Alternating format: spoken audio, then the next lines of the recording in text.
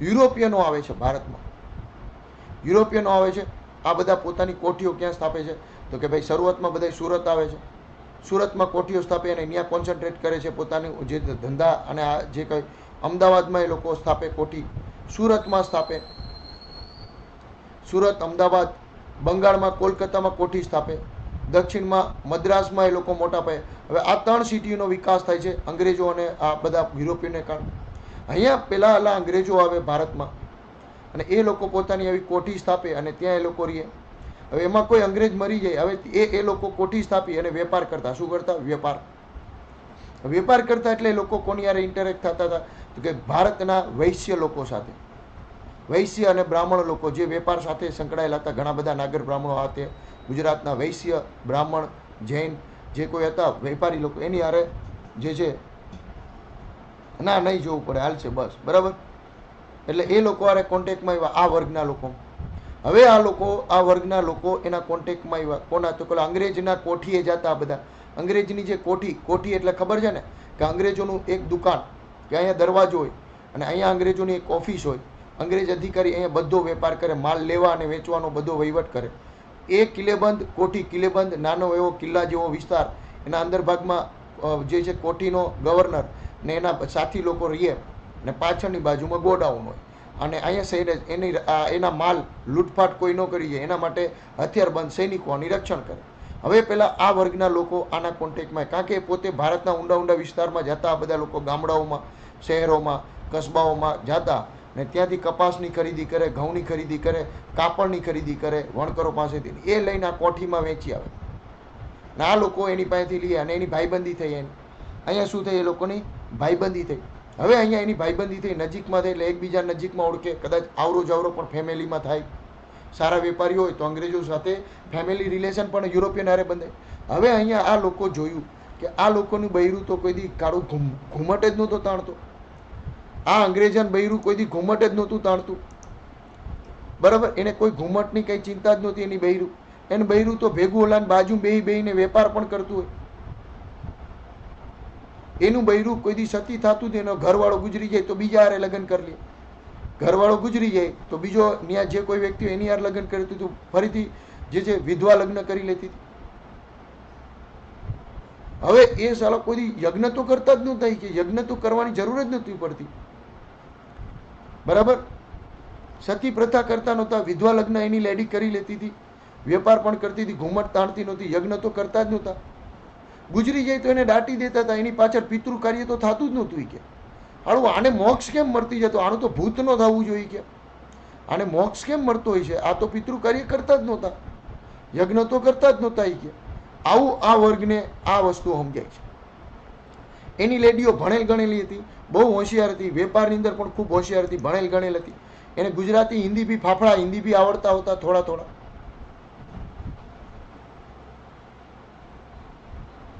બરાબર. એટલે આવી રીતના આ બધું આ વર્ગ જોવે છે. એની લેડીઓને એ લોકો શિક્ષણ આપતા હતા. એની લેડીઓ ખૂબ હોશિયાર હતી. બાળ લગ્ન, વિધવા લગ્ન, એ પોતાની દીકરીઓને દૂધ પીતી તો કરતા જ નહોતા. એની ઘરે 2-3 દીકરીઓ રમતી હોય, દૂધ પીતી તો કરતા જ નહોતા એની દીકરીઓને, બરાબર. એટલે તમે આવું બધું આ વર્ગે જોયું. આપણે તો ઓલા બૈરાન સતી થઈ જવાનું, ઘરવાળો ગુજરી જાય તો આને સતી થઈ જ જવાનું. વિધવાને તો લગ્ન કરાય જ નહીં. ભગવાન પાપ કરે, આપણે એવું કીધેલું હતું કે ભગવાન પાપ કરે, સતી થવું જ પડે. અને જો કોઈ વિધવા હોય, વિધવા જે છે, કોઈ વિધવા લેડી કોઈ વ્યક્તિને સારા પ્રસંગમાં જઈ પણ ન શકે. કોઈના લગ્નમાં કોઈ વિધવા લેડી જાય તો અપશકુન મને.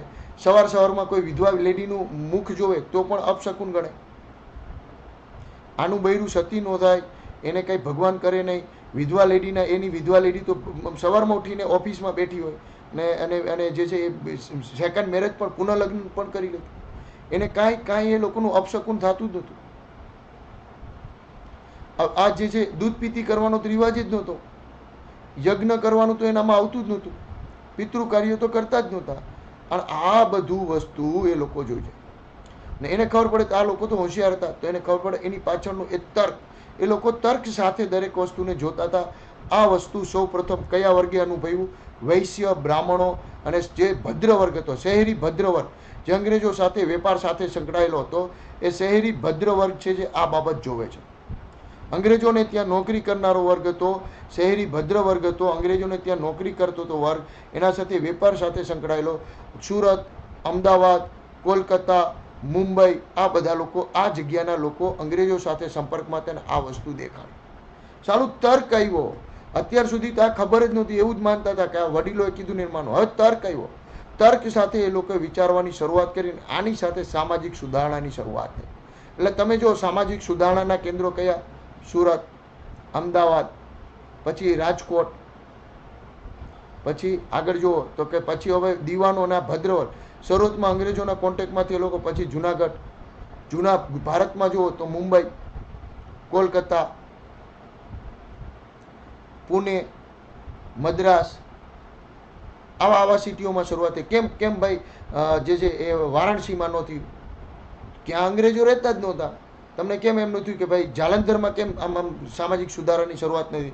તો કે જાલંધરમાં અંગ્રેજો રહેતા જ નથી. જ્યાં અંગ્રેજો રહેતા હતા, યુરોપિયન પ્રજા રહેતી હતી, એવા સિટીઓ મોટા હતા, વહીવટી સિટીઓ અંગ્રેજોના, ત્યાં આ સુધારાની શરૂઆત થઈ. સુરતમાં, અમદાવાદમાં, રાજકોટમાં, જુનાગઢમાં, બરાબર. અહીંથી જે છે આ શરૂઆત થઈ. એની પાછળના કારણો હતા તર્ક. જે વલણ હતું, જે આપણે પરંપરાગત રીતે તર્ક વિહીન વસ્તુઓને આપણે એમનેમ સ્વીકારી લીધેલી, એની સામે તમારી હિંમત પણ નહોતી. કારણ કે સમાજ ત્યારે રૂઢિચુસ્ત હતો. હિંમત કરો ને તો સમાજની બહાર કાઢી નાખે. તમારા છોકરાને કોઈ છોકરી નહોતી. આ બધાને કારણે કદાચ તર્કથી ખબર તો પણ હોય, તેમ પણ કોઈ વ્યક્તિ આની અમે અવાજ ન ઉઠાવી. એને ખબર કે અનૈતિક કાર્ય છે.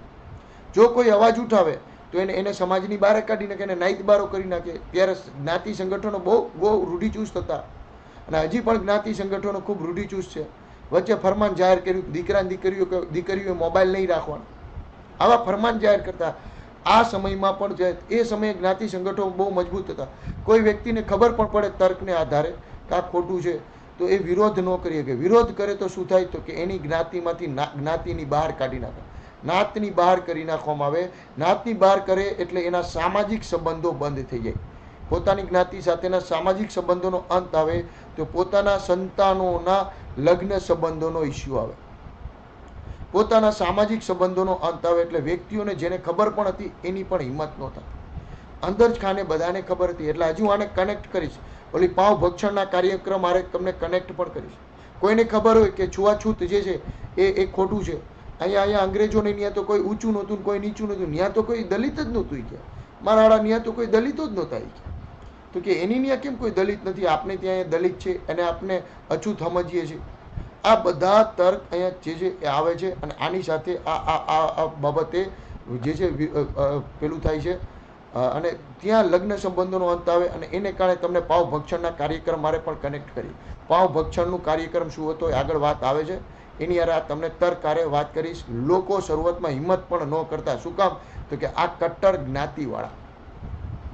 હવે જે છે આવી રીતના જે છે એ શરૂઆત થાય છે સામાજિક સુધારાની, અને લોકોની અંદર અલગ અલગ સેન્ટરે સામાજિક સુધારાની શરૂઆત થઈ છે ગુજરાતમાં. બરાબર, ગુજરાતમાં સામાજિક સુધારાની એ શરૂઆત થઈ. માનવ ધર્મ સભા પહેલાં કયું આવે? માનવ ધર્મ સભા 1844માં. જો અંગ્રેજો આવ્યાના માંડ 30-40 વર્ષ થયા હતા. ગુજરાતમાં પોતાની સત્તા જમાવી.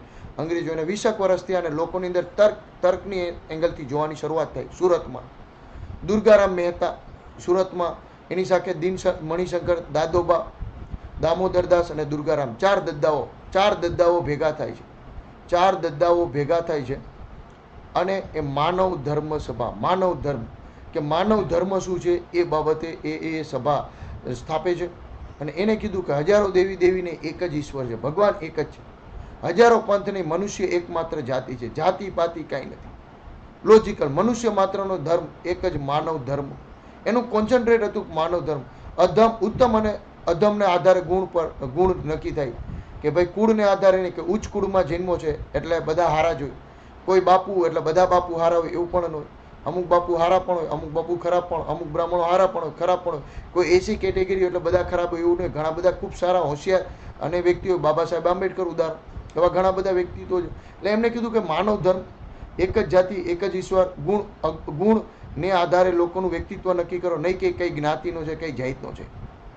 વિવેકને અનુસરી, તમારો વિવેક જે કે એને અનુસરી તર્કને આધારે કર્મ નક્કી કરો, કયા કર્મ કરવા, અને સારા માર્ગ, મનુષ્ય ધર્મનો પાલન થાય એવી શિક્ષા સૌએ કરવી. એવું જ્ઞાન હંમેશા મેળવો. બરાબર.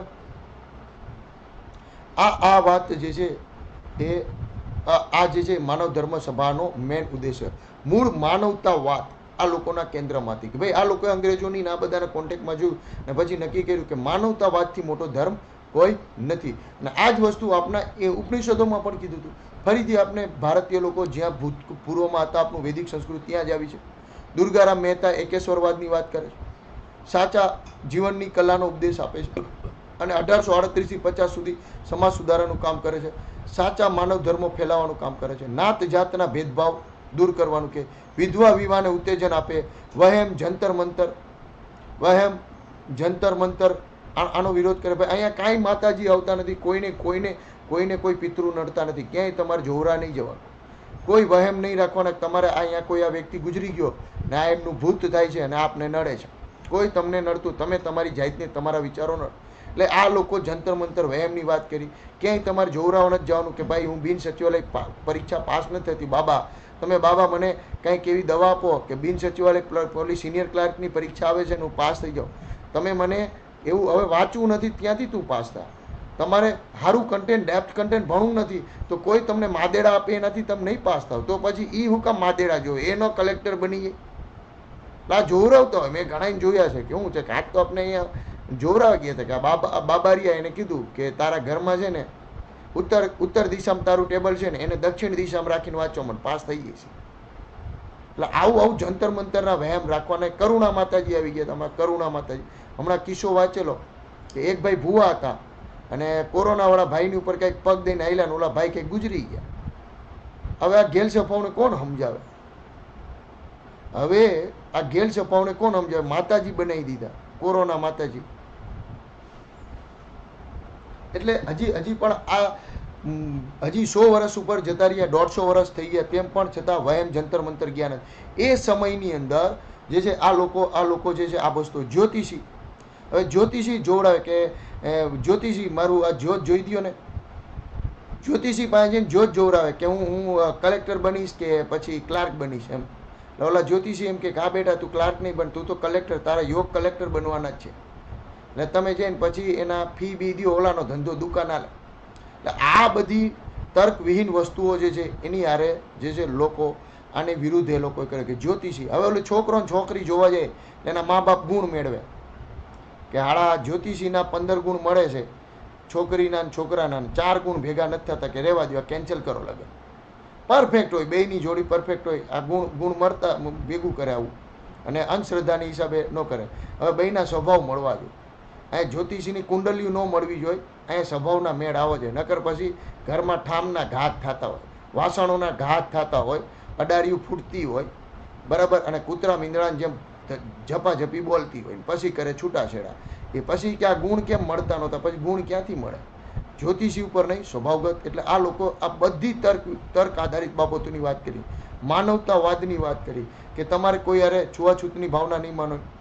વિધવા વિવાહને ઉત્તેજન આપ્યું કે વિધવા છે કોઈ લેડી, તો યાર એની જીવન છે, એની લાઈફ છે, તમે એના એંગલથી વિચારો. એ લેડીના મેરેજ થવા જ જોઈએ. પછી છે વહેમ નહીં માનવાના, જંતર મંતર આ કંઈ નહીં માનવું. જ્યોતિષ પ્રથાને આ લોકો ના પાડી. મુહૂર્ત જોડાવાના, શું મુહૂર્ત યાર, શું મુહૂર્ત જોડાવાના કે ભાઈ આ જ મુહૂર્તે લગ્ન થાય? હવે ઘણા બધા ક્રિશ્ચિયન મુસ્લિમો કે પછી XYZ એ ઓલા અંગ્રેજોને તો કોઈ મુહૂર્ત જ નહોતું આવતું, એ રવિવારે જ લગ્ન કરી લે, નવરાવે જ લગ્ન કરી નાખે. અહીંયા મુહૂર્ત જોરા કે આખા ત્રીજા કમૂર્તા લે કે લગ્ન ન કરે. કમૂર્તા કાંઈ કોઈ ન નડવાને, જેથી નવરાવે મેળ આવે તે લગ્ન કરી લે. ઓલા કોર્ટ મેરેજ વાળા કમૂર્તા ક્યાં નડે છે? બરાબર, કમૂર્તા કોઈ નડે છે? ઓલા કોર્ટ મેરેજ કરો, લવ મેરેજ વાળાને કોઈ દી નડે? કોર્ટ એને તો જેથી મેળ આવે, બેયનું મન મળી જાય, વકીલ હારે સેટિંગ થઈ જાય ટાઈમનો, ને બે મિત્રોને સાક્ષી તરીકે લઈ જાય, બે ઊભા રહીને કબૂલે કરી નાખે કોર્ટમાં ઊભા રહીને, પછી કોઈ એને કંઈ કહી શકે? એને કંઈ મુહૂર્ત જ ન, તોય પછી આગળ જતા ઘણાના ગાડા હાલે છે, ગાડા ખૂબ હારા હાલે છે લવ મેરેજ વાળા, એને મુહૂર્ત વગરના લગ્ન કરી રહ્યા બે. બરાબર, અસ્પૃશ્યતા, આ બધી વસ્તુઓ, તર્કવિહીન વસ્તુઓનો વિરોધ કર્યો તો માનવ ધર્મ સભાએ. ટૂંકમાં કહેવાનું થાય તર્કવિહીન અંધશ્રદ્ધાનો વિરોધ કરે. સમાજ સુધારાની શરૂઆત કરી ક્યાંથી? સુરતમાં. આપણે યાદ રાખવાનું છે શું? આની અંદર યાદ શું રાખવાનું છે? આની અંદર તમારે યાદ શું રાખવાનું છે મિત્રો? આપણે આ વાત થઈ એનાલિટિકલ એંગલથી, આપણે તર્કના એંગલથી સમજ્યા. હવે તમારે આની અંદર આપણે પરીક્ષા માટે શું યાદ રાખો? માનવ ધર્મનો મ ગોખાવી દઉં તમને. જો હવે ગોખવાની વાત કરીએ આપણે. માનવ ધર્મનો મ, એના ઉપરથી દુર્ગારામ મહેતાનો મ, આ એનો સ્થાપક. મહેતા હોય સુરતના જ હોય અને 1844માં પહેલી જ જગ્યાએ અહીં સ્થાપના થઈ. પછી એમાં દ ઉપરથી બીજા લખી નાખો. દીન મણિશંકરનો દ, દાદોબા પાંડુરંગનો દ, દામોદરદાસનો દ, બરાબર. બધા દ વાળા યાદ રાખી લો, 4 દ, બરાબર. બાકી તમને બીજું બધું ગોખ. હવે આ કંઈ યાદ ન કરે, આ તો એમને લોજિકલી યાદ રહી જાય, બરાબર. તર્ક વગરની બધી વસ્તુ, માનવ ધર્મની જે વાત હતી એ બધી આને કરી, એકેશ્વરવાદ ને બધું, આ કંઈ ગોખવાનું જ ન આવે. આ તો ઓટોમેટિક હવે યાદ રહી જવું છું, બરાબર. થોડીક બુદ્ધિ હલાવો એટલે ઓટોમેટિક આ શબ્દો મળી જાય. તમારે આટલું જ યાદ રાખવાનું. મેન્સની એક્ઝામમાં પૂછે ગુજરાતના સામાજિક સુધારાની ચાલો વાતો કરો, માનવ ધર્મ સભા લખવાના, પછી આ બધું એમને લખી નાખો. પછી એમાં ગોખાય નહીં. માનવ ધર્મ સભા, એકેશ્વરવાદ, વિધવા ઉત્તેજન, અસ્પૃશ્યતા, ઓકે હાલો 8 પોઈન્ટ કીધા હતા ને, હાલો એ ગોખવાના ન હોય. આને તમારે લોજિક હાલે, જેટલું પણ અંધશ્રદ્ધા હોય ને એના પોઈન્ટ લખી નાખવાના, અને એના જ પોઈન્ટ બનતા હોય. ઘણા ગોખણપટ્ટી કરતા હોય. માનવ ધર્મ સભાના ઉપદેશો, સિદ્ધાંતો શું હતા, એ સિદ્ધાંતો આ જ હોય. બીજું એમાં કંઈ નવીન ન હોય. શબ્દ ગોખવાનું ન. તમારે આટલું જ યાદ રાખવાનું. 1844 દુર્ગારામ મહેતા, દીનમણિ શંકર, દાદોબા પાંડુરંગ અને જે છે દામોદરદાસ, નરેન્દ્રભાઈ દામોદરદાસ, એ દામોદરદાસ ભાઈ અહીંયા યાદ રાખી લેવાનું. હા, ગુજરાતના માર્ટિન લ્યુથર. હા, દુર્ગારામ મહેતાને ગુજરાતના માર્ટિન લ્યુથર. હવે મને માર્ટિન લ્યુથર તમે યાદ જ દેવરાવ્યા છે. તો માર્ટિન લ્યુથર કોણ હતા?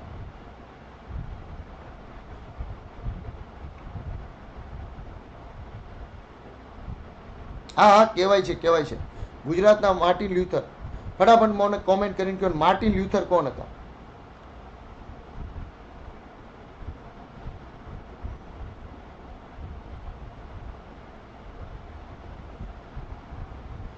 ફટાફટ કોમેન્ટ કરો, માર્ટિન લ્યુથર કોણ હતા?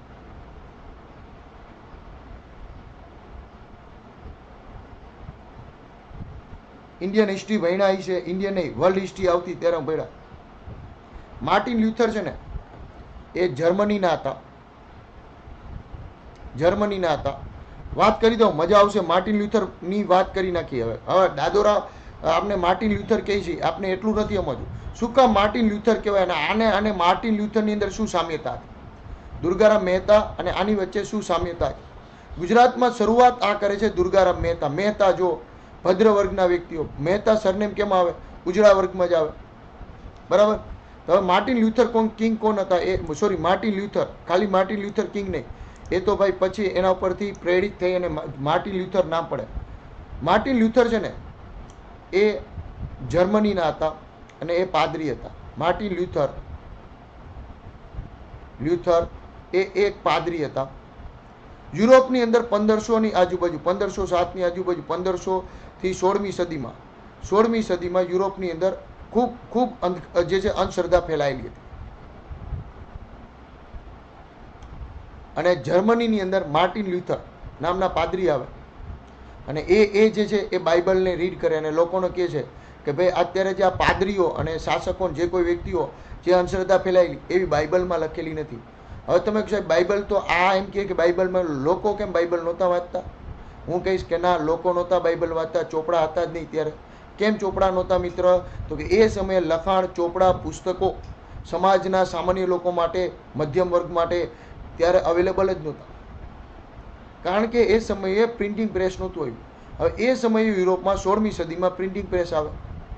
માર્ટિન લ્યુથર ભાઈ બાઇબલ છપાવે અને પોતાના લોકો જે જર્મનીના ગામડે જાય, ગામડાના લોકોની સભા બોલાવે અને બધાને કે જો આ બાઇબલ જો, આમાં બાઇબલમાં ક્યાંય આવી અંધશ્રદ્ધા લખી છે? આપણા ઈસુ ખ્રિસ્તે આવું કીધું જ ને, આ બધા ખોટા છે. આવી રીતના ગામડે જઈ અને લોકોની અંદર જાગૃતતા ફેલાવે, અંધશ્રદ્ધાની અમે જાગૃતતા ફેલાવે અને એને કારણે આગળ જતા પ્રોટેસ્ટ ધર્મની સ્થાપના થાય છે. ક્રિશ્ચિયનના પ્રોટેસ્ટ ધર્મ જે છે એ પેલા કેથોલિક હતા ને એ રૂઢિચુસ્ત હતા. કેથોલિક એટલે રૂઢિચુસ્ત શબ્દનો જ અર્થી થાય. કેથોલિક એટલે અંધશ્રદ્ધાની અંદર માનતા, આમ કહેવાય ને કે એ રૂઢિચુસ્ત હતા. એનો વિરોધ કર્યો એ પ્રોટેસ્ટ કહેવાનો. આ પ્રોટેસ્ટ ધર્મ જે છે આગળ જતા આવા બધા લોકોને કારણે સ્થાપના થઈ છે અને યુરોપની અંદર અંધશ્રદ્ધા નીકળે છે. આ બધાના પ્રયાસને કારણે, માર્ટિન લ્યુથરને કારણે શરૂઆત કરનારો આ વ્યક્તિ હતો. અંધશ્રદ્ધાની અમે બળવો કરનારો વ્યક્તિ આ હતો અને શરૂઆતમાં જેટલો અંધશ્રદ્ધાની અમે બળવો કર્યો એ બધા લોકોને ખૂબ ખૂબ જે છે એ લોકોને નુકસાન પણ ગયું હતું. આપણે ગેલેલિયો તમને ખબર જ છે, ગેલેલિયોને ઝેર દઈને મારી નાખવામાં આવેલો. અને આને કારણે આ લોકોની અંદર તર્કને આધારે, યુરોપિયન પ્રજાની અંદર તર્કને આધારે કોઈ પણ વસ્તુને જોવાનો એંગલ આવ્યો. ને એને સાથે યુરોપ અત્યારે જે કાંઈ આગળ છે, યુરોપની જીવનશૈલી આપણે જીવવા માટે તલપાપડ છે ભારતીયો, એનું કારણ છે કે આ લોકો તર્કના આધારે જોતા થયા. અને એ તર્કનો આધાર શરૂઆતમાં માર્ટિન લ્યુથર કિંગથી થયો ને એટલે જ આ પહેલો વ્યક્તિ હતો યુરોપની અંદર ધર્મ ત્યાંની અંધશ્રદ્ધાની સામે બળવો કરનારો વ્યક્તિ. ને એવી રીતના ગુજરાતની અંદર પણ અંધશ્રદ્ધાની સામે બળવો કરનારો પહેલો વ્યક્તિ એટલે દુર્ગારામ મહેતા, જેને માનવ ધર્મ સભાનો 1844માં પહેલી સંસ્થા સ્થાપી, ને એ પણ સુરત ખાતે. એટલે એને જે છે એ ગુજરાતનો માર્ટિન લ્યુથર કહેવાય છે. સમજાણું? Martin Luther. હવે તમને યાદ રહી ગયા માનવ ધર્મ સભા, દુર્ગારામ મહેતા અને માર્ટિન લ્યુથર. અને thank you Vijaybhai, thank you, તમે યાદ દેવરાયું કન્ટેન્ટ એના માટે. ક્લિયર? હવે પરમહંસ સભા આવી, એના પછી જો હવે એક પછી એક શરૂઆત થઈ ગઈ. પરમહંસ સભાની શરૂઆત. પરમહંસ સભાની સ્થાપના કોને કરી? તો કે ભાઈ એ ફરીથી ક્યાં? તો કે મુંબઈ ખાતેના ગુજરાતી લોકો, વેપારી લોકો દાદોબા પાંડુરંગ કરે છે મુંબઈમાં 1849-50ની અંદર. અને આ પરમહંસ સભાના લોકો, જો હમણાં તમને મેં ઓલું એનાલિટિકલ એંગલથી વાત કરી હતી કે પરમહંસ સભાના લોકો નાત જાતના ભજન, નાત જાતના ભેદભાવ વગરનો કાર્યક્રમ યોજતા. હવે એની અંદર શું હતું કે આના સભ્યો હતા જે ઊંચા વર્ગના લોકો હોય, એ કોઈ નીચા વર્ગના દલિત વ્યક્તિઓ સાથે જે છે એમની સાથે જો જમે તો એની જ્ઞાતિના લોકોને ખબર પડે તો આને જ્ઞાતિ બહાર કરી દી. હવે જે વ્યક્તિઓ એની જ્ઞાતિની અમુક રૂઢિના વિરોધી હોય એ ખુલ્લેઆમ જે છે એ આ પ્રથા, જે છૂવાછૂતનો વિરોધ ન કરી શકે. જો છૂવાછૂતનો ખુલ્લેઆમ વિરોધ કરે એ લોકો પોતાના જ્ઞાતિના લોકોની વિરુદ્ધમાં, તો આ લોકો શક્તિશાળી હતા, જ્ઞાતિવાળાઓ શક્તિશાળી હતા. એટલે આવા લોકો હોય કે જે હકીકતમાં પરમહંસ સભાના સિદ્ધાંતોને માનતા હોય, એ ખુલ્લીને પરમહંસ સભાની હારે આવે તો એ લોકોને સામાજિક રીતે ખૂબ તકલીફ પડે. એટલે પરમહંસ સભાએ પ્લાન કર્યો કે આપની વિચારધારાને માનનારા વ્યક્તિઓ ગુપ્ત રીતે મળવાનું અને હકીકતમાં આપણા સિદ્ધાંતોને માને છે કે છૂવાછૂતની ભાવનાનો ભેદભાવ નથી માનતા, તો ગુપ્ત રીતે મળવાનું બધાય ભેગા, કોઈ પણ જાતની જ્ઞાતિના ભેદભાવ વગર, બધા ઊંચા નીચા કોઈ હરખા, બધા ત્યાં હરખા ભેગા મળી અને બધાએ પાવ ભક્ષણનો કાર્યક્રમ કરવાનો. હવે તમે કહો સાહેબ આ પાવનું ભક્ષણ નહીં, પાવ ખાવાનો કાર્યક્રમ, ચા પાણી પીવાનો કાર્યક્રમ, ચા પાણી નાસ્તા કરવાનો કાર્યક્રમ. હવે આ કાર્યક્રમ ભેગો કરતા બધા જ્ઞાતિના અલગ અલગ લોકો ગુપ્ત જગ્યાએ ભેગા થઈને બધા ચા પાણી નાસ્તા. હવે ચા પાણી ત્યારે હતા ને, ચા તો હતો ને, તો એ લોકો શું કરતા, ઈરાની બેકરી હતી એ સમય, મુંબઈની પ્રખ્યાત ઈરાની બેકરી, બરાબર, ઈરાની બેકરી છે, ત્યાંથી પાવ લઈ આવે. પાવ પેલા ઓલા પોચા પાવ આવે ને, પાવ, એ પાવ લઈને ભેગા બેહીને બધા ખાય, પાવ બેહીને ભેગા બેહીને ખાય, બધા ત્યાં ભેગા થઈને આવા પાવ ખાય અને પાવ ભક્ષણનો કાર્યક્રમ, પાવ ખાવાનો કાર્યક્રમ, ભેગા મળીને અને પાર્ટી કરતા બધા. અને હવે ધીમે ધીમે ગુપ્ત રીતે મળતા, એટલે જે વર્ગ આ વિચારધારાનો સમર્થિત હતો એ ઇઝીલી આવી શકે, કારણ કે એને ત્યાં બીક નહીં, કારણ કે એના જેવા જ હોય ને બધા ઊંચા વર્ગનો, એની પણ જ્ઞાતિનો, ઓહ તમે આ વિચારધારાને માનો, આવું બધું થતું ત્યાં, બરાબર. એટલે આવા બધા લોકો ત્યાં ભેગા થતા. અને પછી ખબર પડે, ઓહ તમે ભલાભાઈ અહીંયા ઓલા ફરો કાનાભાઈ તમે માનો છો આવો, પછી ધીમે ધીમે આવા લોકોનો એક વર્ગ ઊભો થતો થયો અને આ વિચારધારાનો ધીમે ધીમે ફેલાવો થાય. કારણ કે શરૂઆતમાં કોઈનો હિંમત ન થાય, સાચી વસ્તુ કહેવાની હિંમત ન થાય, પછી સાચી વસ્તુ આ વર્ગનો વિચારધારાનો વધારો થતો છે. અને આ લોકો 10 મુદ્દાનો કાર્યક્રમ પણ આપે છે. ધાર્મિક વહેમો, મૂર્તિ પૂજાનો ત્યાગ કરવો, આવી બધી પ્રતિજ્ઞા લેવડાવતા. 10 મુદ્દાના કાર્યક્રમની અંદર સ્ત્રી ઉત્કર્ષના કાર્યોની વાત હતી, ખાસ કરીને છૂવાછૂતની ભાવનાને દૂર કરવી, મૂર્તિ પૂજા, ધાર્મિક જંતર મંતર, જ્યોતિષી આન તેન દૂર કરવું. આ બધા ઓલમોસ્ટ બધાના ધંધા એક જ, બધા જીઓ, વોડાફોન, એરટેલ એ બધા એ જ હતા. બધાનો ધંધો જે છે એ મોબાઈલ ટેલિકોમ્યુનિકેશન, પેલું આપણે જે સર્વિસ આપવાનો ધંધો હતો. એવી રીતના આનો બધાનો એક જ ધંધો, માનવ ધર્મ સભાનો કે પછી તમે વાત કરો પરમહંસ સભાનો. પાવ ભક્ષણ કાર્યક્રમ સમજાણો તમને? કોઈ પાવ ભક્ષણ કાર્યક્રમ સમજાયો તો? ઈરા પાવ, પેલા પાવ આવતા ગામડાની અંદર કોઈ ખાધા હોય 50 પૈસાના પાવ.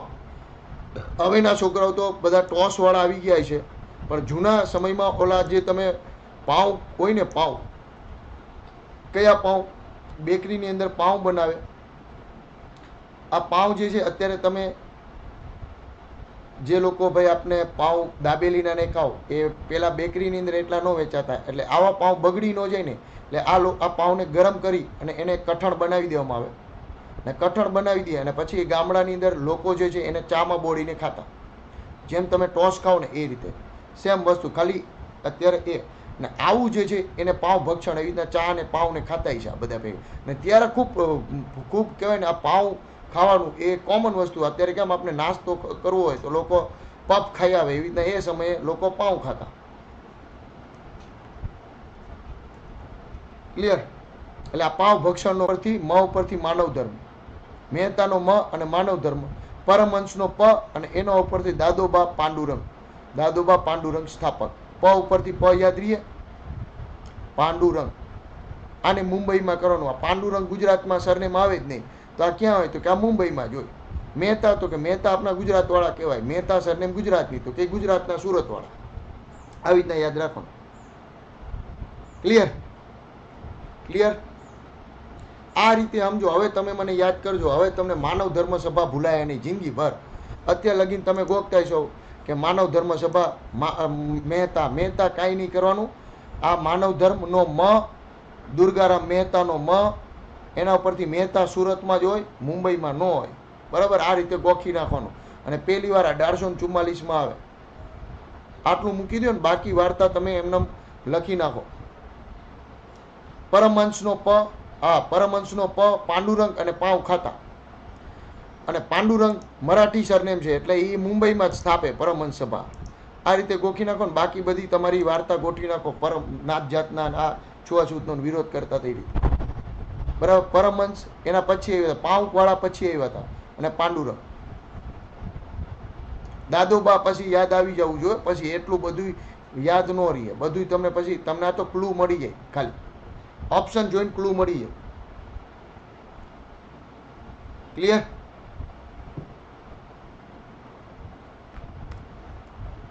સ્વદેશી હિતેક્ષુ મંડળી. જો નર્મદ શંકર, તમને ખબર કે આ માણસ ખુલ્લે આમ એની જ્ઞાતિની વિરુદ્ધમાં હાલતો હતો. આને નાઈતબારો કરી નાખ્યો હતો. આ ભાઈ નર્મદ શંકરનો ન, અને નર્મદ જે છે એ નર્મદ શંકર સુરતમાં હતા. સ્વદેશી હિતેક્ષુ મંડળી સ્થાપેલી અને નાગર બ્રાહ્મણ હતા. 1851માં એને પોતાની દુકાન કરી શરૂ, સ્વદેશી હિતેક્ષુ મંડળી.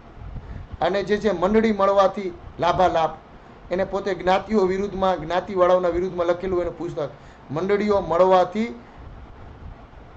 લાભાલાભ, એવું કંઈક એમની પુસ્તક પણ છે. અને એની અંદર એમને આ જ્ઞાતિવાળાઓના ઉપર ખૂબ પ્રહાર કરેલા છે. જેમ હું ક્યારેક અત્યારે જેમ પ્રહાર કરું છું એમાં નર્મદ શંકર પણ કરતા.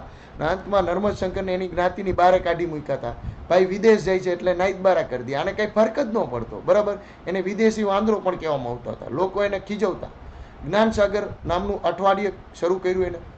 જો ક્યાં તો કે સુરતમાં. જો સુરતમાં જ શરૂ થાય છે. બરાબર? 1851માં મિશનરીઓ દ્વારા પહેરે જાગીર નામનું મંડળીનું મુખપુત્ર પણ પબ્લિશ કરવામાં આવતું. અને મહીપતરામ રૂપરામ નીલકંઠ.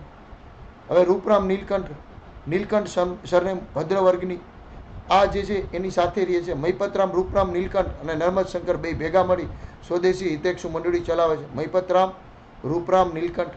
તમે જો રૂપરામ નીલકંઠની ફેમિલી અત્યારે કેટલી બધી, એ ફેમિલીની અંદર કેટલા બધા વિદ્વાનો ગુજરાતના સમાજને મળેલા. તો કે મંડળી મળવાથી થતા લાભ. હા બસ, એ મંડળી એટલે જ્ઞાતિવાળા ઉપર ચર્ચા કરે, એને પ્રહાર કરેલા છે. હવે તમારે આમાં થોડુંક વધારે યાદ રાખવું પડશે. સ્વદેશી હિતેક્ષુ મંડળી, નર્મદને યાદ રાખી શકો આ બાબતે, અને આ થોડુંક ગોખવું પડે ખરું તમારે.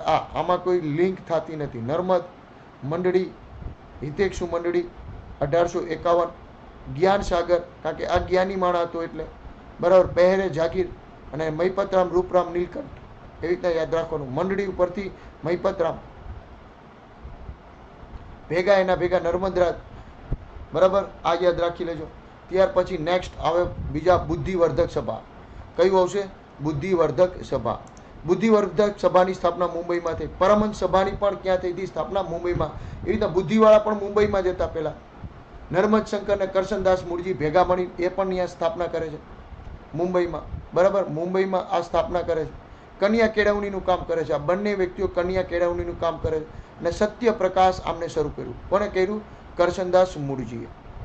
કરશનદાસ મૂળજીએ સત્યપ્રકાશની શરૂઆત કરી. સત્યાર્થ પ્રકાશ કહે તો મિત્રો યાદ રાખજો કોણ આવશે સત્યાર્થ પ્રકાશમાં. બહુ ભળતા નામ છે. સત્યાર્થ પ્રકાશ કોણ આવશે? સત્યપ્રકાશ કરશનદાસ મૂળજીનું. કન્યા કેળવણી માટે કામ કર્યું એને નર્મદ શંકર 1851 બુદ્ધિવર્ધક સભા.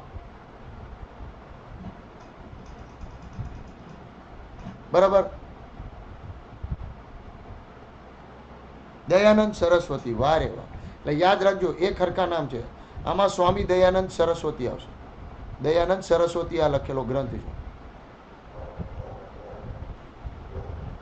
બરાબર.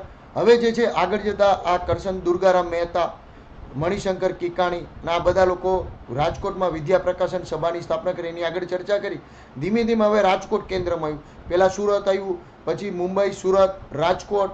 બરાબર. હવે ધીમે ધીમે તમે આમ જુઓ તો આ લોકો પોતે બુદ્ધિવર્ધક આ બધા જે ટોળી હતી સમાજ સુધારાની એ વખતની, ધીમે ધીમે એનો ફેલાવો વધતો જાય. એના જેમ ટેકેદારો વધતા જાય એમ એનો ફેલાવો વધતો જાય છે. બરાબર. હવે એ સમયે કરશનદાસ વૈષ્ણવ પોતે વૈષ્ણવ સંપ્રદાય કરશનદાસ હતા એ ભાટિયા હતા. કચ્છના ભાટિયા હતા. મૂળ એ લોકો ભાટિયા જે આવે ને કચ્છના, ને ભાટિયા લોકો વૈષ્ણવ ભગવાનને ખૂબ માને, વૈષ્ણવ સંપ્રદાયમાં ખૂબ માને. ભાટિયા કચ્છના વેપારી પ્રજા. હવે પૃષ્ટિ માર્ગના જે વૈષ્ણવ સંપ્રદાયનો પૃષ્ટિ માર્ગ એના જે પેલા સાધુ હતા, બધા વૈષ્ણવ સાધુ હતા, સંતો હતા, એ બધા ઢોંગીડાઓ હતા. ને આ લોકોની લીલા, આ લોકોના ઢોંગ જે છે એ ઢોંગને ખુલ્લા પાડે એના વિરુદ્ધ જે છે એ લખે છે. કરશનદાસ મૂળજી સત્યપ્રકાશની અંદર આ ઢોંગીડાઓના વિરુદ્ધમાં તર્ક સાથે લખે છે અને લોકોને રાડો પાડી પાડીને કહે છે કે આ પૃષ્ટિ માર્ગવાળા છે ને એ સંતો ઢોંગીડાઓ છે, બધા આસારામ જેવા છે, એવું એ ટૂંકમાં આપણી ભાષામાં કહે તો એવું કીધું. આ બધા એની લીલા એની ઢોંગી લીલાઓને ઉઘાડી પાડે તર્ક સાથે. એની ઢોંગી લીલાઓ હતી એની પાપ લીલાઓને તર્ક સાથે ઉઘાડી પાડે છે. એટલે એના ઉપરથી જે ઓલા મહારાજા હતા, વૈષ્ણવ સંપ્રદાયના લોકો હતા, જે છે એના સાધુઓ, એને કેસ કર્યો કરશનદાસ કે આ કરશનદાસ અમારી માનહાનિનો દાવો કર્યો, અમારા ઉપર ખોટો આરોપ લગાડે અને અમારી માનહાનિ ઉપર આવું કરે છે. અંતમાં કરશનદાસ મૂળજી હોશિયાર માણસ તર્ક સાથે, આ બધા અંધશ્રદ્ધાળુ અને ખોટા માણસો, આ માણસ તર્ક સાથે વિચારવાળો અને ન્યાયાલયની અંદર પોતે દલીલ કરી અને પોતે નિર્દોષ છૂટે છે. અને લોકોની સામે જે છે એ આ લોકોના જે છે એ પેલા ખુલ્લા પાડી દે. મહારાજાઓ છે એ પોતાના ભાટિયા જે છે લોકો હતા, ભાટિયા વેપારીઓને કહે છે કે તમે આને નાઈત બારો કરો લો ભાઈ, આને ભાટિયાની નાઈતની બારે કાઢી નાખો. એટલે અંતમાં એની નાઈતની બારે પણ કાઢે છે આને. તેમ છતાં પણ આ લોકો એનો ધંધો બંધ ન કરતા. તેમ છતાં અમુક તર્ક સાથે વિચારનારા ભાટિયા વેપારીઓ હતા એની સાથે ઉભા રહી છે, જ્યારે એને જ્ઞાતિનો મોટો વર્ગ જે છે એના વિરુદ્ધમાં પડીએ છે. બરાબર. એટલે મહારાજ લાઇજેબલ કેસ કરશનદાસ ભાટિયા યાદ રાખજો. કરશનદાસ જે છે મૂળજી, કરશનદાસ મૂળજીની યાદ રાખજો, ભાટિયા હતા અને વૈષ્ણવ સંપ્રદાયના વિરુદ્ધમાં અને બુદ્ધિવર્ધક એને બુદ્ધિથી કામ કરેલું એવું યાદ રાખજો. એની પાસે વિદ્યા હતી અને બુદ્ધિ હતી, એના ઉપરથી તમારે બુદ્ધિવર્ધક સભા અને વિદ્યા પ્રકાશ સભા આવું યાદ રાખજો. આગળ આપણે એની વાત કરીએ છીએ હમણાં. બરાબર.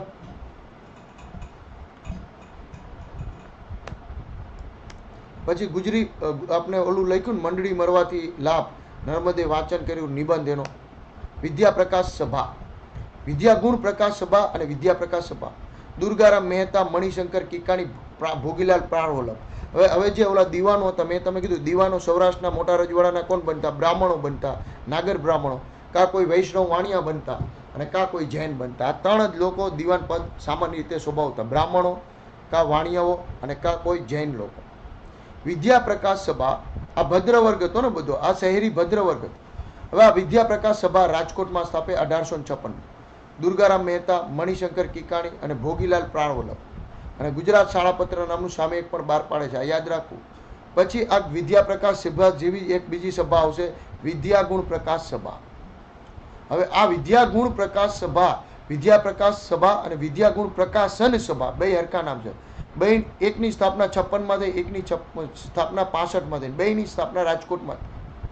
વિદ્યા ગુણ પ્રકાશન સભા આવે તો બધા જે છે દીવાનો હતા એની અંદર. કબા ગાંધી, ગૌરીશંકર ઓઝા, ગોકુળજી ઝાલા, આ બધા દીવાન. ગોકુળજી ઝાલા જુનાગઢના દીવાન, ગૌરીશંકર ઓઝા ભાવનગરના દીવાન, કબા ગાંધી જો તો એકોના રાજકોટના દીવાન.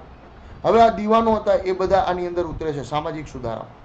મણિશંકર કિકાણી સલાહકાર સભ્ય હતા. રાજકોટના મણિશંકર કિકાણી વચ્ચે સલાહકાર સભ્ય તરીકે પણ રહેતા હોય છે.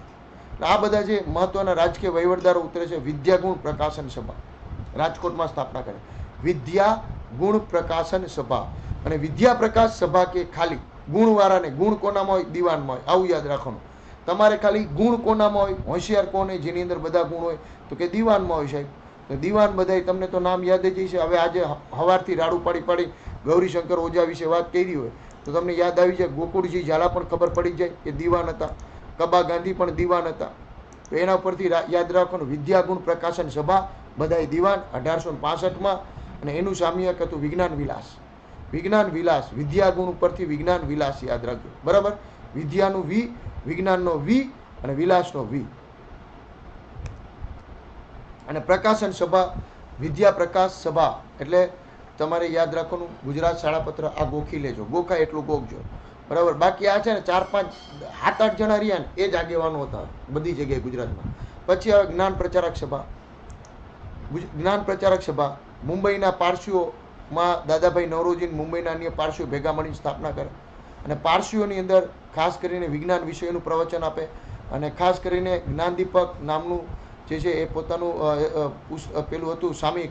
એના અંદર સુરતના જે મિશનરીઓને મદ્યપાન વિરુદ્ધ પ્રચાર અને જે છે કેફી પદાર્થો વિરુદ્ધ એ ઝુંબેશ શરૂ કરે. કેમ? તો કે પારસીઓનો મૂળ ધંધો શું? પારસી પ્રજાનો મૂળ ધંધો દારૂ વેચવાનો. આદિવાસી પ્રજા અને બીજા લોકોને દારૂ વેચવાનો ધંધો. એટલે એના વિરુદ્ધમાં આ જ્ઞાન પ્રચારક સભા કામ કરે છે. અને દાદાભાઈ નૌરોજીએ સ્થાપના કરી. પોતાના જ્ઞાતિના લોકોના વિરુદ્ધમાં એ આવ્યા. જ્ઞાન દીપક, જ્ઞાન પ્રચારકનું જ્ઞાન દીપક. સુરત મિશનરીઓ એ જે મદ્યપાન વિરુદ્ધ ઝુંબેશ ચલાવી એ ઝુંબેશ ચલાવે છે બધાના ભેગા મળી દારૂની એની વિરુદ્ધમાં. અને વિજ્ઞાનને આધારે, તર્કને આધારે પ્રવચનો પણ આપતા. કાઠિયાવાડ થિયોસોફિકલ સોસાયટી, જેને થિયોસોફિકલ લોજ પણ કહેવામાં આવતું, એની સ્થાપના 1882માં થાય છે. ક્યાં થાય છે? તો કે ભાવનગરમાં. ભાવનગરનું વરલ ગામ, એના વરલ ગામના ઠાકોર સાહેબ જાગીરદાર હરીસિંહ બાપુ અને બીજા ભાવનગરના રાજાના સેક્રેટરી, એડિશનલ સેક્રેટરી મુરાદ અલી બેગ. મુરાદ અલી બેગ આ એડીસી એટલે એડિશનલ જે છે એ એડિશનલ પછી ડીસી એ કોઈ સેક્રેટરી પદ હતું એને એડીસી કહેવાતું. રાજાના પર્સનલ સેક્રેટરીને એડીસી કહેવાતું. મુરાદ અલી બેગ, વરલના ઠાકોર સાહેબ, વરલ ગામના ઠાકોર સાહેબ હરીસિંહ અને જમશેદજી ઉનાવાડા જે છે એ મહુવાના વેપારી હતા. આ બધા ભેગા લોકો રહીને ખાસ તરીકે બિન સાંપ્રદાયિક તત્વો હતા. ધાર્મિક એકતા માટે આ લોકો આની સ્થાપના કરે છે. બધા અલગ અલગ ધર્મવાળા. આ જમશેદજી ઉનાવાડા પારસી, ઓલા બાપુરિયા એ હિન્દુ અને પેલા મોમેડિયન, બધા ભેગા થઈ ને સમાજ સુધારણાનું કામ કરે. તત્વનિષ્ઠ વિચારણા, તર્કને આધારે વિચાર કરવાનો, બંધુત્વ, ધાર્મિક સહિષ્ણુતા કરવાની અને સમાજયોગી શિક્ષણનો પ્રચાર કરવાનો. આવું કામ કરે છે 1882માં. અને કાઠિયાવાડ થિયોસોફિકલ સોસાયટીની સ્થાપના ભાવનગરમાં કરે છે આ લોકો. ક્લિયર?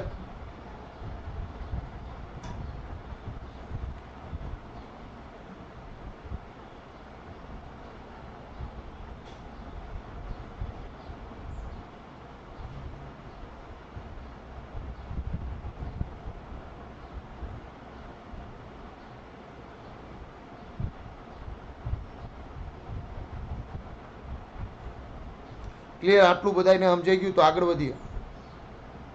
આ બધું સમજાઈ ગયું છે બધાને તો આગળ વધીએ આપણે.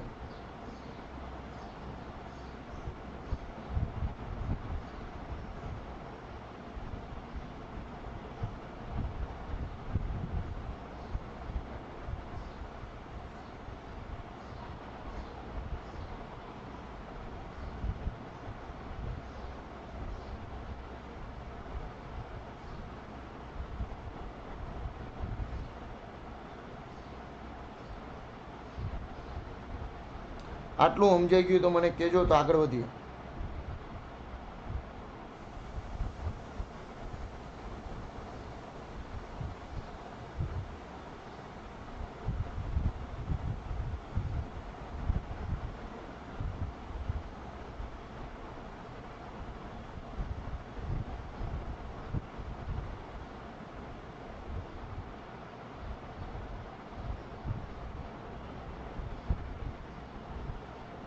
ક્લિયર બધાને? સર કાઠીઓના લીધે કાઠિયાવાડ કહેવાનું ફક્ત એ જ કોન્સેપ્ટ. હા, એ જ કોન્સેપ્ટ છે સેજલભાઈ, એ જ કોન્સેપ્ટ છે. તમે કાઠિયાવાડ શરૂઆતનો મારો પહેલો લેક્ચર જોઈ લેજો, આ સિરીઝનો પહેલો લેક્ચર જોઈ લેજો, એની અંદર મેં ચર્ચા કરેલી છે. વાહ રે વાહ. હાલો ભાઈ, એક જે છે કરશનદાસ વિશે એવું એક બેને શોર્ટકટ બનાવી નાખી લાગે છે. કરશનદાસે બુદ્ધિ અને વિદ્યાથી સત્યનો પ્રકાશ ફેલાવ્યો.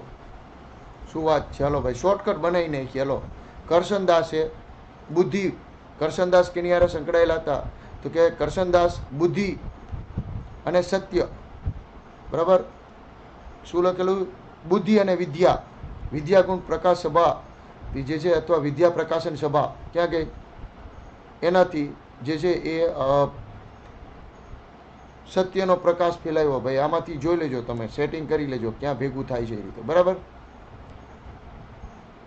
આવી રીતના કોઈ રીતે તમારે શોર્ટકટ બનાવીને યાદ કરી લેવાનું આ બધું. સુપંથ પ્રવર્તક મંડળી, ખાસ કરીને નાગર સૌરાષ્ટ્ર ધર્મની અંદર નાગર બ્રાહ્મણો હતા, એની અંદર જે છે કુરિવાજો દૂર કરવાનો જે છે એ શરૂઆત કરી. સુપંથ પ્રવર્તક મંડળી સૌરાષ્ટ્ર નાગર મંડળી પર કહેવાય છે. 1854માં મણિશંકર કિકાણીએ જુનાગઢમાં સ્થાપના કરી. સમાજમાં નાગર બ્રાહ્મણ સમાજ જે હતો જુનાગઢનો, એની અંદર કુરિવાજો દૂર કરવા માટે આ કામ કરેલું. મણિશંકર કિકાણી એટલે નૂરજહાંબેન કરી દઈશો. હમણાં રિપીટ કરું પૂરું કરી. ક્લિયર? મણિશંકર કિકાણી સૌરાષ્ટ્ર નાગર મંડળી, અને જુનાગઢમાં નાગર બ્રાહ્મણો સૌથી વધારે. એની અંદર જે છે એ કુરિવાજો દૂર કરવા માટે સૌરાષ્ટ્ર નાગર મંડળી અથવા સુપર્થ પ્રવર્તક મંડળી બનાવી. જ્ઞાન પ્રકાશ સભા મણિશંકર કિકાણી, એ પણ જુનાગઢમાં સ્થાપે છે. માસિક એનું સૌરાષ્ટ્ર દર્પણ હતું. વિદ્યાગુણ પ્રકાશન સભાની વાત કરી મણિશંકર કિકાણીની, અને બધા જે અન્ય દીવાનો હતા એની. કાઠિયાવાડ હરિજન સેવા છગનલાલ જોશી. ગાંધીજીનું અસ્પૃશ્યતાનું કાર્ય જે છે ઉપાડે છે 1934થી, અને કાઠિયાવાડમાં હરિજનો જે હતા એ લોકોના માટે આ કાર્ય કરે. સૌરાષ્ટ્રના દલિત ઉત્થાન માટે આ વ્યક્તિ કાર્ય ખૂબ કરે છે, છગનલાલ જોશી, બરાબર. અને છગનલાલ જોશી દાંડી યાત્રા પણ એમણે કરેલી હતી, અને દલિતોના ઉદ્ધાર માટે એમણે ખૂબ કામ કર્યું હતું. અને ગાંધીજીના જે 5 વ્યક્તિઓ હતા દલિત ઉદ્ધારના કામ કરવામાં, ગાંધીજી, ઠક્કર બાપા, છગનલાલ જોશી, પરીક્ષિતલાલ મજુમદાર અને મામા સાહેબ ફડકે, આ 5 વ્યક્તિઓ હતા જે ટોટલ ગુજરાતમાં દલિત ઉદ્ધાર માટે ખૂબ સારું કામ કરે છે. ગાંધીજીના જ માણસો આ બધા, અને ગાંધીજીના જ વિચારધારાને માનનારા વ્યક્તિઓ હતા. ઠક્કર બાપા પણ હતા, અને છગનલાલ જોશી પણ હતા, પરીક્ષિતલાલ મજુમદાર અને મામા સાહેબ ફડકેનું નામ સાંભળ્યું જ હશે. વિરમગામ સત્યાગ્રહમાં આગેવાન હતા, અને બધી જગ્યાએ સત્યાગ્રહમાં હતા. ધરાસણા, સરદાર, રાજકોટ, બધા સત્યાગ્રહમાં એને નેતાગીરી પણ કરેલી હતી, છગનલાલ જોશી. ક્લિયર? આટલું સમજાઈ ગયું બધાને? ક્લિયર? આટલું ગુજરાતનું ખાસ કરીને ફેક્ટ્સ યાદ કરવાના છે બધાએ, બરાબર. આપણે અહીંયા શરૂઆત કરીશું માનવ ધર્મ સભા. ફટાફટ માનવ ધર્મ સભા, દુર્ગારામ મહેતા ઉપરથી મહેતા, સુરત, અને 1844. આટલું યાદ રાખવાનું, અને 4 દદ્દાઓ યાદ રાખી લેવાના: દિનમણી, દામોદર, દુર્ગારામ અને દાદોબા. પરમહંસ સભાનો દાદોબા માનવ ધર્મ સભામાં પણ હતા જ, પરંતુ જે અહીંયા પણ અલગથી એને પોતે સ્થાપના કરી મુંબઈમાં, પરમહંસ સભા જે છે દાદોબા પાંડુરંગ મુંબઈમાં, એ યાદ રાખજો, બરાબર. અને ત્યાર પછી જે છે સ્વદેશી હિતેક્ષુ મંડળી જે છે એની તમે નર્મદ શંકર સુરતમાં, જ્ઞાનસાગર, અને જે છે પહેરે જાગીર, મહીપતરામ, રૂપરામ, નીલકંઠ એમના ભેગા હતા. સ્વદેશીમાં મહીપતરામ એના ભેગા હતા, મંડળીમાં મહીપતરામ, બરાબર. બુદ્ધિવર્ધક સભાની અંદર તમારે યાદ રાખવાનું જે છે નર્મદ અને કરશનદાસ. કરશનદાસની બુદ્ધિ, બરાબર, યાદ રાખજો. કરશનદાસની બુદ્ધિ, સત્યપ્રકાશ, અને પેલો મહારાજ લાઇજેબલ કેસ, અને મંડળી મળવાથી લાભાલાભ જે છે એ કોનું હતું? તો કે નર્મદ શંકરની રચના છે. અને બીજું જે છે એ દુર્ગારામ મહેતા, મણિશંકર કિકાણી, અને જે છે ભોગીલાલ પાણવરત, વિદ્યાપ્રકાશ સભા. જ્ઞાન પ્રચારક સભામાં આવશે પહેલાં આપણા દાદાભાઈ નવરોજી. કાઠિયાવાડ થિયોસોફિકલ સોસાયટી, આપણે આખું ભાવનગરવાળા અલગ જ વ્યક્તિત્વ, બધાય નવા હતા, એને બીજે ક્યાંય એનું ઇન્વોલ્વમેન્ટ નહોતું. હરિસિંહ, મુરાદ અલી અને જમશેદજી ઉનાવાળા, ખાસ કરીને ધાર્મિક સહિષ્ણુતા સ્થાપવી એ એનું મેઇન કાર્ય હતું. સુપંથ પ્રવર્તક મંડળી, સૌરાષ્ટ્ર નાગર મંડળી, મણિશંકર કિકાણી, જુનાગઢ જ્ઞાન ગ્રાહક સભા, મણિશંકર કીકાણી. મણિશંકર કીકાણી બધે હતા મારા હાડા, ક્યાંય એને મૂક્યું જ નથી. સૌરાષ્ટ્રમાં બધે પહોંચી ગયા હતા ભાઈ. વિદ્યાગુણ પ્રકાશન સભા, કબા ગાંધી, ગૌરીશંકર ઓજાન, મણિશંકર કીકાણી, કાઠિયાવાડ હરિજન સેવક, બધે તમે જુઓ મણિશંકર કીકાણી છે ને આમ કહેવાય લીડર હતા બધી જગ્યાએ. વિદ્યાગુણમાં ગણો, જ્ઞાન ગ્રાહકમાં જુઓ, નાગરોમાં જુઓ, બરાબર, જ્ઞાન ગ્રાહક સભા સોરી વિદ્યા પ્રકાશ સભાની અંદર જુઓ, વિદ્યાગુણ પ્રકાશન સભા જુઓ, બધી જગ્યાએ કીકાણીભાઈ ઇન્વોલ્વમેન્ટ હતું. કીકાણીભાઈ ઓલરાઉન્ડર હતો. બધે આનો મૂળ ધંધો જ આ છે, બધાને સુધારવાનો. આને તમે ગોખી લેજો. ગણીને કેટલા છે, ગણીને કેટલી વસ્તુ યાદ કરવાની છે. માનવ ધર્મ 1, પરમહંસ સભા 2, આ 2 યાદ રાખજો. આ 2 પૂછાય. સ્વદેશી હિતૈષી મંડળી 3, બુદ્ધિવર્ધક સભા 4. આ 4 તો તમને આવડવી જ જોઈએ. બીજી એકેય નહીં આવડે તો હજી આવશે. આ 4 જે છે કોમન છે ગુજરાતના સામાજિક સુધારણામાં.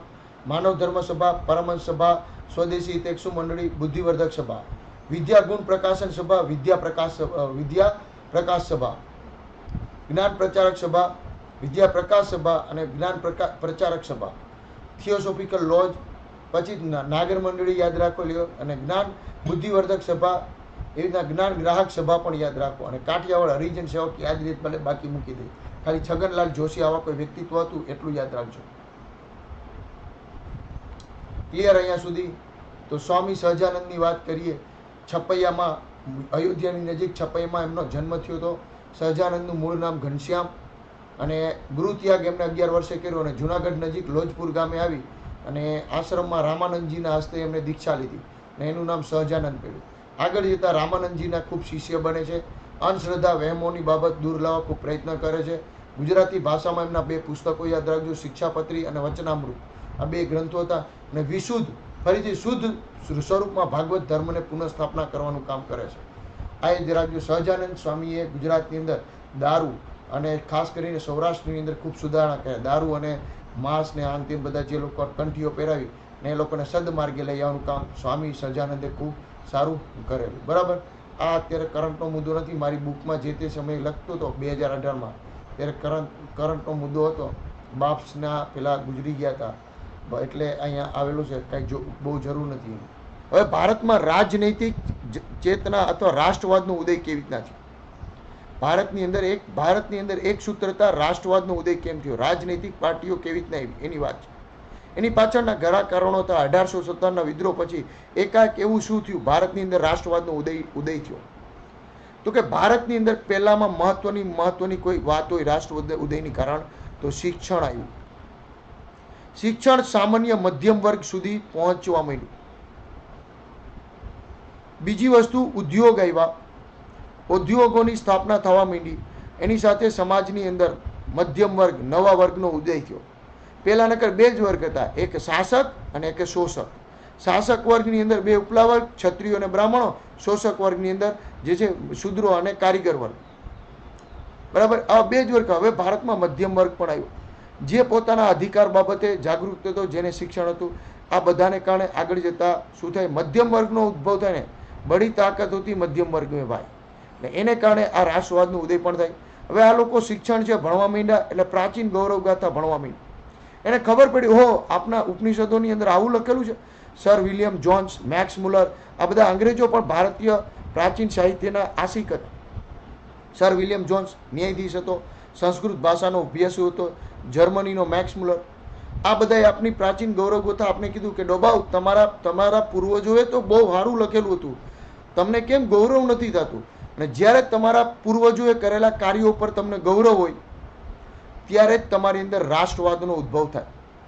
તમને એમ કે તમારા પૂર્વજો તો આવા હતા, ખરાબ કામો કર્યા, તમને ગૌરવ ન થાય, તમને રાષ્ટ્રવાદ, તમને પોતાના ઉપર અભિમાન ન થાય, સ્વાભિમાન તમારું ક્યારેય ન જાગે. એટલે જ આપણે ઇતિહાસની અંદર હવે અત્યારની સરકાર રાષ્ટ્રવાદી સરકાર કરી ઇતિહાસ બદલાવે છે.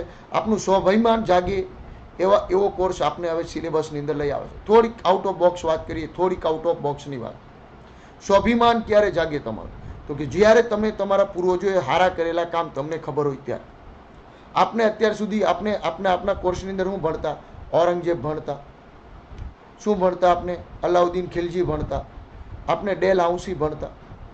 આ બધી નેગેટિવ પર્સનાલિટી જે કોઈને કોઈ કાંઈ ને કંઈ ખરાબ કામ કર્યા હોય, ડેલહાઉસીને કોઈ ભણાવ્યા કે ડેલહાઉસી રેલવે લાવ્યો, ડેલહાઉસી આધુનિકીકરણના પગલાં, ભારતનું આધુનિકીકરણનું પગરણ થયું એની પાછળ ડેલહાઉસીનો બહુ મોટો ટપાલ લઈ આવ્યો. ડેલહાઉસીને આવા કામ ક્યારે નહીં, ડેલહાઉસે ખાલસા કર્યા, ડેલહાઉસે બધાને ઓલું કર્યું, એ જ ભણશું આપણે.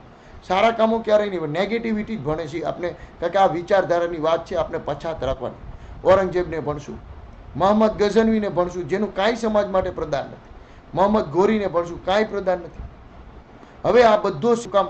તો કે આપની આવનારી પ્રજાની વચ્ચે આવનારી જે છે આવનારી પેઢી હશે એની અંદર હિન્દુ મુસ્લિમનો ભેદ નીકળી જાય. તો કે સારા વ્યક્તિત્વ ભણવામાં આવશે. યુપીએસસીની અંદર મોહમ્મદ ગાવા વિશે પૂછે, ખૂબ સારું વ્યક્તિત્વ હતું, બહમની સામ્રાજ્યનો વજીર. કદાચ ભવિષ્યની અંદર મલિક અંબર વિશે વાત આવશે, ભણશું આપણે. મલિક અંબર વિશે કોઈ ન, આપણે લોકો મહારાણા પ્રતાપ વિશે નથી ભણતા. મહારાણા પ્રતાપ હકીકતમાં જે છે એ હલ્દીઘાટીનું યુદ્ધ નહોતા, અકબરે નહોતો જીતો, મહારાણા પ્રતાપે નહોતો જીતો. ટાઈ પડી હતી, કોઈ જીતું નહોતું, કોઈ હાર્યું નહોતું. સંઘર્ષ ચાલુ જ રહી છે એના પછી પણ. મહારાણા પ્રતાપ વિશે આપણે ભણતા જ નથી. થોડું ઘણું શિવાજી, આપણે શિવાજી મહારાણા પ્રતાપ બે વિશે ભણાવે છે. સંભાજી, શિવાજીને પણ હારા કેવડાવે એવા સંભાજી હતા, બરાબર. તમને ક્યારેય લચિત બરફુકાન વિશે કોઈ નહીં ભણાવે. લચિત બરફુકાન ખૂબ સારું વ્યક્તિત્વ હતું. એને આપણે ગર્વ થાય કે આપણા દેશની અંદર આવા માણસો પણ હતા. આપણે ક્યારે ત્યાગી માણસો ગૌરીશંકર ઓઝા વિશે ક્યારેય નહીં ભણ્યું. આવા પણ સારા વહીવટદારો થઈ ગયા. ટી માધવરાવ જેવા વહીવટદારો વિશે, આવા સારા વ્યક્તિત્વ વિશે કે જેને કારણે આપણે ગૌરવ થાય. તમને મને ઉપનિષદો શું છે એના વિશે ક્યારેય વધારે નહીં ખબર હોય. ઉપનિષદની ફિલોસોફી આપણે કોઈ દી ભણ્યા જ નથી. જો ઉપનિષદની ફિલોસોફી ભણશું તો આપણે ખબર પડશે, ઓહ ઉપનિષદની અંદર આવું સારું. મને આવા બધા પ્રશ્નો હતા જ જીવનમાં, અને એના બધાનો ઉકેલ તમને, શું મૃત્યુ, શું જીવનનું તમારું જીવનનો ધ્યેય શું છે અને ધ્યેય શું હોવો જોઈએ, એના બધાના ઉકેલ તમને ઉપનિષદની અંદર મળે. ઉદાહરણ હારે સમજાયું તો આ વાંચો, આ સમજો તો તમે. હવે ધીમે ધીમે અત્યારની સરકાર આ વસ્તુ લાવે, કારણ કે આવનારી પેઢીની અંદર તમારે રાષ્ટ્રવાદ લેવાનો નથી. તમારે જે છે એ દુશ્મનીના બીજ રોપવાના. કે ભાઈ ઔરંગઝેબને વાંચશો તો તમને હંમેશા દરેક મુસ્લિમ કટ્ટર મુસ્લિમ જ દેખાય. તમને કોઈ સારો મુસ્લિમ, ઈમાનવાળો મુસ્લિમ તમને વાંચો તો એના અંગે તમે વાંચો તો તમને મુસ્લિમ ધર્મની અંદર દરેક મુસ્લિમ આતંકવાદી નહીં દેખાય. તમને દરેક આતંકવાદી જ દેખાય. કેમ? તો કે બેઈમાન લોકોને તમે ભણાય છે. એટલે હવે જે છે એ રાષ્ટ્રવાદ ક્યારે થાય? તો કે લોકોની અંદર એકતા હોય ત્યારે. એકતા ક્યારે આવે? તો કે એની અંદર અલગ પાડતા કોઈ ભેદ ન હોય ત્યારે. અને આ રાષ્ટ્રવાદ, હવે આ વસ્તુ આપની અંદર રાજનૈતિક ચેતના પણ આવે છે. 19મી સદીમાં અંગ્રેજો આવીને કહે છે કે લાવ, તમારા પૂર્વજો બહુ સારું લખ્યું છે. Sir William Jones, Max Muller, સંસ્કૃત ભાષાના ખૂબ અભ્યાસુ. મેક્સ મુલરે કીધું તમે આર્યન્સ પ્રજા ક્યાંથી આવી હતી, અને આના કારણે આપણે ગૌરવ થાય છે અને આપની અંદર સ્વમાન જાગે છે, અને એનાથી રાષ્ટ્રવાદનો ઉદય છે. નવો સામાજિક વર્ગ ઉદ્ભવ થયો અંગ્રેજોના પછી. શિક્ષણને કારણે વકીલો આવ્યા, ડોક્ટર આવ્યા, એન્જિનિયરો આવ્યા, અને આ વર્ગ મધ્યમ વર્ગનો ઉદ્ભવ થાય છે. અને મધ્યમ વર્ગ હક માગતો થઈ જાય છે. મધ્યમ વર્ગ શાંતિના ધોરણે, ડખાડુખી નહીં. મધ્યમ વર્ગ બે વર્ગ હતા, ઉપલો વર્ગ ને નીચલો વર્ગ, એની વચ્ચે આવ્યો મધ્યમ વર્ગ. આ પોતાના હક બાબતે જાગૃત થયો. આને કારણે પણ અંગ્રેજો પાસે ન્યાયિક રીતે હક માંગવો જોઈએ. વકીલ, આ લોકો તર્કની સાથે વિચારનારો મધ્યમ વર્ગ એ સામાજિક કારણો છે. સામાજિક સુધારણા થયા, લોકો તર્ક સાથે વિચારતા થઈ ગયા. સામાજિક ધાર્મિક સુધારણા, એને કારણે પણ રાષ્ટ્રવાદ આવ્યું. સામાજિક ધાર્મિક સુધારણાએ મદ્રાસ, કોલકાતા અને મુંબઈને એક તાતણે બાંધ્યા. ત્રણેય વિસ્તારોના સામાજિક સુધારાના આગેવાનો, મુંબઈના આગેવાનો છેક સૌરાષ્ટ્ર સુધી આવ્યા. એટલે હવે રાષ્ટ્રીય પેલું એકમ તરીકે બધું એક થતું જાય છે. શોષણ, આર્થિક નીતિ, અંગ્રેજોનું એક કોમન શાસન આવ્યું આખા ભારતની અંદર. બંગાળમાં પણ એ જ નિયમ હાલતો. વર્ષો પહેલાં એવું નહોતું. બંગાળમાં કંઈક અલગ નિયમ હોય, ગુજરાતમાં પણ અલગ નિયમ, ગુજરાતના ગામડે ગામડે અલગ નિયમ હાલતા. પણ જેવા અંગ્રેજો આવ્યા તો આખા ભારત એક વહીવટી એકમ બની ગયું. એક વહીવટી એકમ બની ગયું આખું ભારત. આખા ભારતમાં એક જ નિયમ, એક જ કાયદો હાલતો. બધાને એક જ કાયદાના હેઠળ અંગ્રેજો શોષણ કરતા. એને કારણે પણ એક જ કાયદો, બધાના દુઃખ સરખા થઈ ગયા. બધાની બિન સચિવાલય એક્ઝામની અંદર જે છે ભ્રષ્ટાચાર થઈ તો બધાનું દુઃખ એક થઈ જાય. બધાનું દુઃખ એક થઈ જાય તો બધા ભેગા પણ થઈ જાય. તમારે જ્યારે જે છે આવી રીતના એક નીતિ હતી એટલે લોકો રાષ્ટ્રવાદની ભાવના અને પોતાના અધિકારના ભાવનાઓની બાબતે બધા એકજૂટ થઈ જાય. કેમ કે એના ઉપર જે છે એ શોષણ કરનારો વર્ગ એક જ હતો. વિદેશમાં બનેલી ઘણી બધી ઘટનાઓ, વિદેશમાં પેલું જે છે ઇટલીની હાર થાય છે ઇથોપિયાની સામે.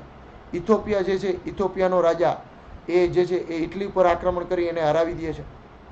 આ બાજુ જે છે વિદેશમાં ફ્રાન્સની ક્રાંતિ, લોકોને ખબર પડી ફ્રાન્સની ક્રાંતિ અને ત્યાંથી રાષ્ટ્રવાદની ભાવના પણ આવે છે. આ બાજુ ઇટલીની ક્રાંતિ, ઇટલીનું એકીકરણ, ત્યાંથી લોકો એના વિશે વાંચે છે. ભારતીય લોકો પુસ્તકો હાથવગા બની ગયા હતા.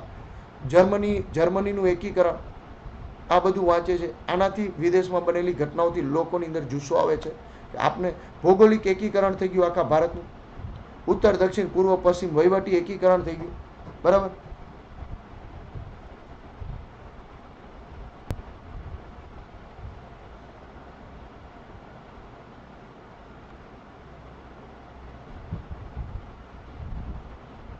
બરાબર. એટલે તમે જુઓ 1857નો સંગ્રામ આપણે રાષ્ટ્રીય ચેતના મળી, ભલે એમાં નિષ્ફળ ગયા પરંતુ પ્રેરણા મળી હતી કે આપના આ લોકો હતા, ભલે છૂટક ફૂટક લડાઈ લઈ રહ્યા હતા, બધે જોઈએ એવો સપોર્ટ નહોતો, પરંતુ એને એક દીવાદાંડી રૂપે લોકોને કીધું કે એકઠા થાય અને એક સાથે આખું ભારત ઊભું થાય તો અંગ્રેજોના શાસનથી મુક્ત થાય. એટલે આ પ્રેરણા હતી આપની. યંગ બંગ આંદોલન હાલે છે. હેનરી લુઈસ વિવિયન ડિરાઝિયો જે છે એ ખાસ કરીને વિદ્યાર્થીઓ, એના આ પ્રોફેસર હતો, તર્ક સાથે વાત કરતો હતો અને જે છે એ ખાસ કરીને કોલકાતાની હિન્દુ કોલેજનો પ્રોફેસર અને એના વિદ્યાર્થીઓ હતા, એને બધાને તર્ક આધારિત અને જે છે વાત કરતો અને પોતાની સ્વ અધિકારો માટે જાગૃત કરતો હતો વિદ્યાર્થીઓને, આ કોલેજના વિદ્યાર્થીઓને.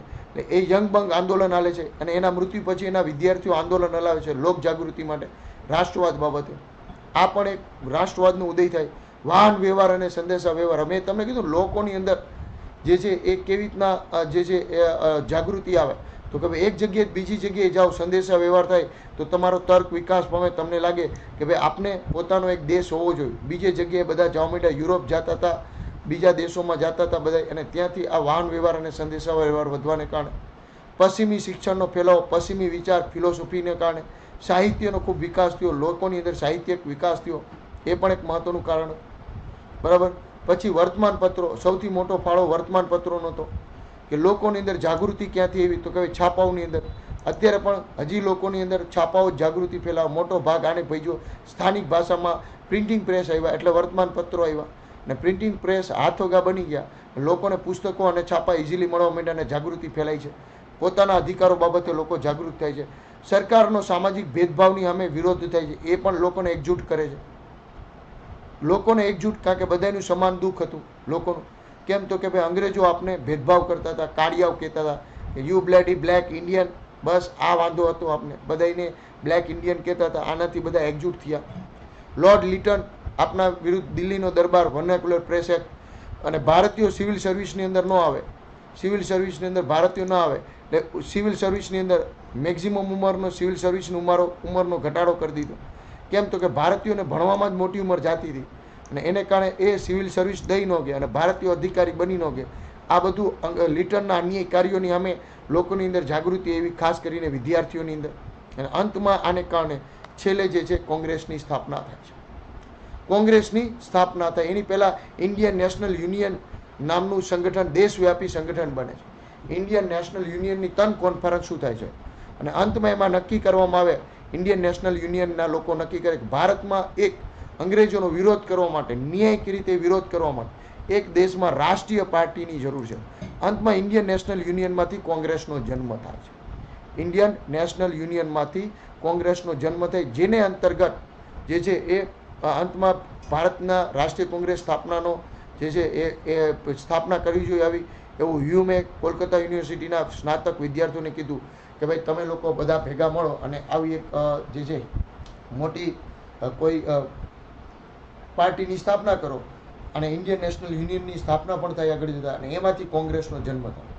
અને એવું કહેવાય કોંગ્રેસની સ્થાપના કરવી એ ડફરીન લોર્ડ ડફરીન એ સમયનો ભારતનો વાઇસરોય, એની યોજના હતી.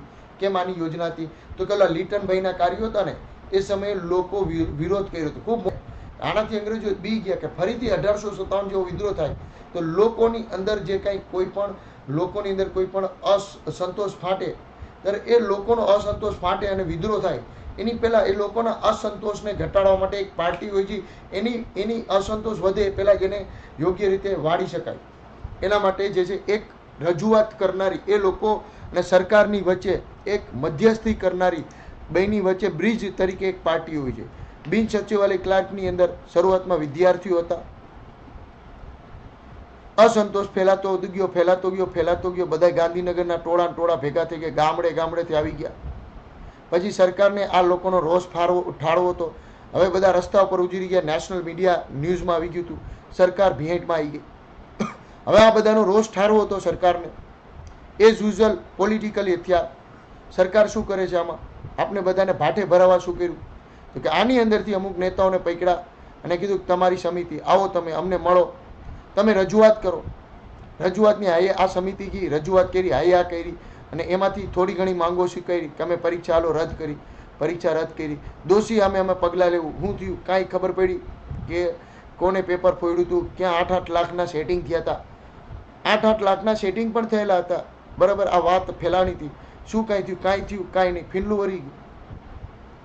આ વચ્ચે તો કેમ તો કે આ વિદ્યાર્થીનો રોષ ફાટી નીકળે તો સરકારની હાલત ખરાબ કરી નાખે. તો કે આ રોષ ઠાળવા માટે એક સમિતિ બનાવવાની, સમિતિને લોલીપોપ આપવાનો અને થોડીક રદ કરવાની, આ બધું હાલે. પછી હતું એમ ન. પછી અત્યારે ઓલો ભાઈ હજી જવાબ દેતો નથી. જોયું ને આપણે દાસા સાહેબ કેવી રીતના આપણે બધાને જવાબ આપે. ઓલો ભાઈ પોલિટિકલી પાર્ટીવાળો ભાઈ, આપનો લીડર, ગૌણ સેવા પસંદગી મંડળનો ચેરમેન, આપનો ભાઈ જવાબ જ નહીં તો મૂંઢળો ભાઈ છે. કેમ તો કે હવે એને ચિંતા નથી. કેમ તો કે હવે ફરીથી આંદોલન થાય તો આવી સમિતિ રચવાનું આવડી ગયું છે. બરાબર, એટલે આવી રીતના એક મધ્યસ્થ સમિતિની જરૂર અંગ્રેજોને પડી કે જ્યારે આવા અન્યાય કાર્યો થાય, લોકોની અંદર રોષ ફાટી નીકળે તો એક સમિતિ હોય જે આ લોકોની વાતો સાંભળે ને એ લોકોને કે ચાલો અમે આપના બધાને, અમે તમારા માના છીએ અને તમારા વચ્ચેથી આવેલા છે, અમે આ સરકારને રજૂઆત કરીશું. સરકારે આ લોકોને થોડી ઘણી માંગો હા પાડવાની, થોડીક માંગો ના પાડવાની ને આ લોકોને મામા બનાવવાના, થોડીક વાર સમિતિવાળાઓને મામા બનાવવાના અને અંદરો અંદર એની વચ્ચે ભાગલા પણ પાડી દેવાના. ઘણીવાર સમિતિને લોકોને ગેરમાર્ગે દોરવાનું, આંદોલનને તોડી પાડવાનું. આ નીતિ અપનાવવા અંતર્ગત ડફરીન યોજના પણ કહેવામાં અને એવું કહેવાય છે, એના હકીકત પણ છે કે ભાઈ જે એવો હુમ હતો ઇંગ્લેન્ડમાં જાય છે, લોર્ડ રિપનને મળે છે, ડેલ હાઉસીને મળે છે, જોહન બ્રાઇટ સ્લેગને મળે છે, જે ભારતની અંદર ખૂબ લાંબો એવો અનુભવ ધરાવતા હતા, ભારતની અંદર વહીવટી અનુભવ. આ બધા વિચાર વિમર્શ કરે છે. ઇંગ્લેન્ડમાં જ ભારતીય સંસદીય સમિતિની સ્થાપના પણ કરે છે અને ઇંગ્લેન્ડમાં જ સંસદીય સમિતિની સ્થાપના દાદાભાઈ નૌરોજી આના એક સ્થાપક સભ્ય પણ હતા. ને જેનો ઉદ્દેશ્ય શું હતો કે બ્રિટિશ સંસદમાં ભારતની સમસ્યાઓ વિશે રસ લઈ અને જાગૃત કરવાનો. આવી સમિતિ કે ભારતીયોનો પ્રશ્ન બ્રિટિશ સંસદો સુધી પહોંચાડવાનો અને ભારતની અંદર ફરીથી આવો વિદ્રોહ ન થાય એના માટે આવું કામ કરવાનું. આ ડફરીની યોજના હતી, આવું પણ કહેવામાં આવે છે. ને ઇન્ડિયન નેશનલ યુનિયનનું આગળ જતાં નામ બદલી ને ઇન્ડિયન નેશનલ કોંગ્રેસ કરવામાં આવે. આ યુનિયન હતું, હવે શું બની જાય છે કે એની 3 સભા બોલાય અને આગળ જતાં હવે કોંગ્રેસ કહેવાય છે, ઇન્ડિયન નેશનલ કોંગ્રેસ.